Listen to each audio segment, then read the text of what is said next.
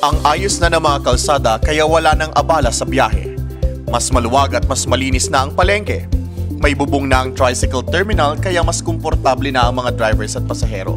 Mas natututukan ang kalusugan ng mga bayambanggenyo dahil sa pagpapatayo ng mga additional na RHU. Gumagawa na rin tayo ng Central Terminal sa PSU.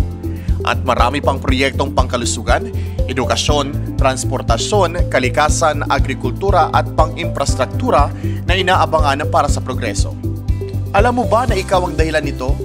Oo, ikaw, bayambanggenyo. Dahil sa buwis na binabayad natin, nagkaroon na ng pondo at tumarami ang proyekto na nagawa na ng gobyerno kung saan nagbibenepisyo ang bawat bayambanggenyo. At kabilang sa mga buwis na obligasyon nating mga Pilipino ang real property tax o ang tinatawag na amilyar. Ang amilyar ay binabayaran natin taon-taon sa mga pagmamayari nating real property kagaya ng mga lupain, bahay at mga commercial o non-commercial building, kung saan ang halaga ng binabayaran ay 2% ng assessed value ng ating pag-aari. Ang 2% na ito ay naghahati sa dalawa, 1% para sa basic real property at 1% naman para sa additional tax o special education fund. Sa basic real property tax, 35% o 35% ang napupunta sa provincial government, 25% ang napupunta sa barangay, at 40% o 40% naman ang napupunta sa LGU. Sa additional tax naman, 50% ang napupunta sa provincial school board at natitirang 50% naman o 50% ay para sa municipal school board. Obligasyon natin bilang mamamayan ng Pilipinas ang pagbabayad ng amilyar at nakasaad sa Local Government Code of 1991 o Republic Act No. 7160 na kahit isang lupa-lupa ng bansa tayo magpunta ay kailangan pa rin magbayad nito. Isang mahalagang kaalaman rin na ang provincial government lamang ang may kapangyarihang mag-aproba sa pagtaas ng buwis at nagtatakda kung magkano ang RPT. Sa madaling salita, hindi ang mayor o sangguniang bayan ang nagtataas o nagpapababa nito. Bagkus, ang lokal na pamahalaan lamang ang nag-iimplementa ng batas mula sa probinsyal at nasyonal na gobyerno. Hindi totoo na ngayon lamang naningil ng amilyar dahil matagal nang nakasaad sa batas ng probinsya at pambansang pamahalaan nito. Marahil ay ngayon lamang ito maayos na niimplementa sa bayan, kaya naman ramdam na ng mamamayan ang serbisyo ng lokal na pamahalaan.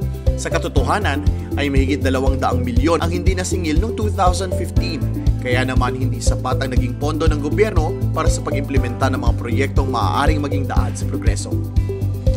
Ngayon, patuloy ang munisipyo sa pagkalat ng tamang balita na naging daan sa patuloy na pagtaas ng koleksyon sa RPT. Kaya noong 2016 ay nasa 9.07 milyong piso lamang ang koleksyon.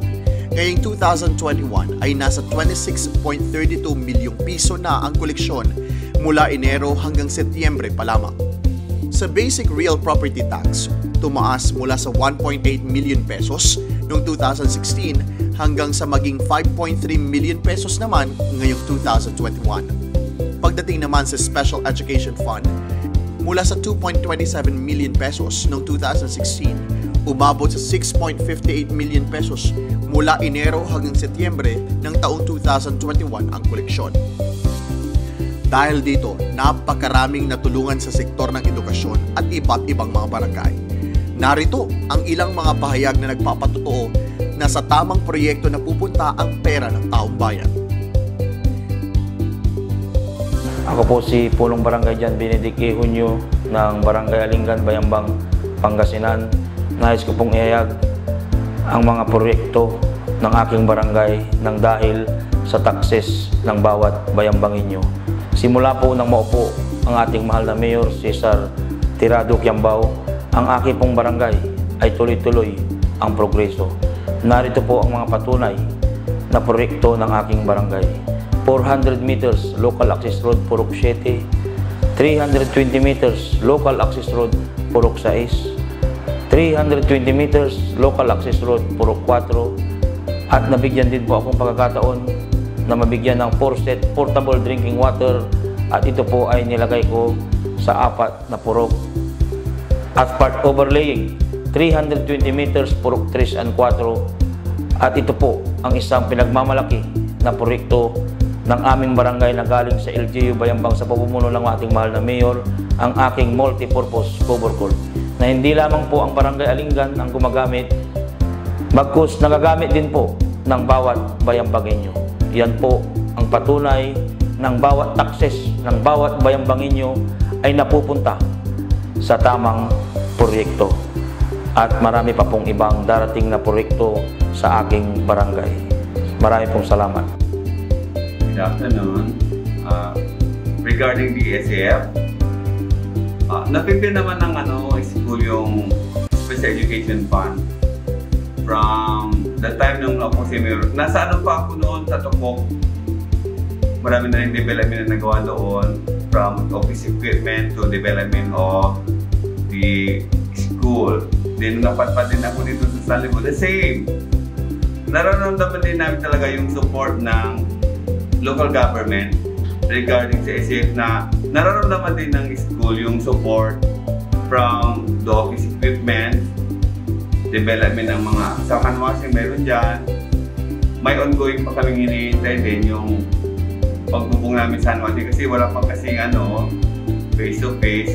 In the meantime, yun na lang request namin yung para pag dumating yung panahon na tegulan, magagamit yung canvassing. Then yung equipment namin yung yung reso machine. Hinihintay namin kasi yung last na request namin, this quarter, yung tablet sa mga bata.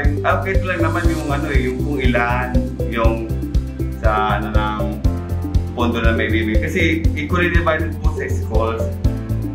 Para naman walang naiiwan with our meeting sa aming district supervisor under the leadership of Madam Magsalon, kung na pag-uusapan namin, equally divided po sa lahat ng schools namin dito sa Bayambang. Ang pondo mula sa Amilyar ay nakikita at nararamdaman na ng mga bayambanggenyo sa iba't ibang programa at proyekto katulad ng komprehensibong serbisyo sa bayan, pagdagdag ng rural health units, pagtatag ng bagong municipal slaughterhouse, pagpapatayo ng mga barangay halls, covered courts, police community precincts, at iba pang proyektong pang-infrastruktura, pang-kalusugan, pang-edukasyon, pang-agrikultura, pang-ekonomiya at pang-kalikasan.